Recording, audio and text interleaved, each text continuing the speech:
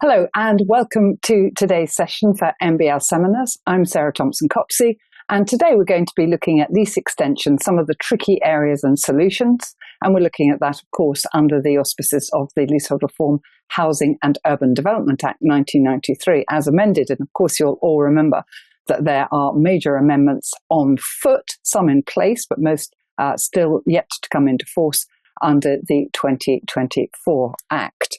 So what are we actually going to be looking at today? Well, when we say lease extension, of course, we don't mean lease extension. We mean the grant of a new lease, the grant of a right to a new lease. It's an individual right to a new lease where a residential tenant owns a long lease.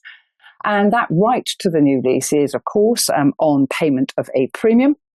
And it's a new lease that's actually granted, of course, not an extension, although I can't think of anybody who doesn't refer to it as lease extension, roughly on the same terms as the existing lease, but with two major caveats. One is that it's for 90 years plus the unexpired term, so that's where you get the idea of extension from, and at a zero ground rent.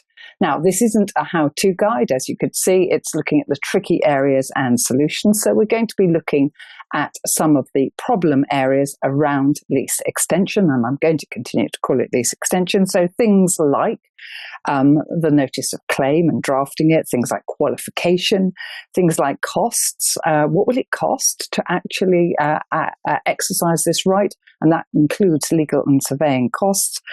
Whether or not you can change the terms from the old lease to this new lease that you're now taking. And in particular, we're going to be looking at the massive impact on a tenant's right to exercise this right, or its ability to exercise this right, brought about by the very strict and very difficult to locate timetable within the Act. And of course, we are going to be looking at the reforms brought in by and the impact of the Leasehold and Freehold Reform Act 2024, which unfortunately does not impact on the timetable, a sort of massive miss, if you like, in my view, by the drafters of that Act.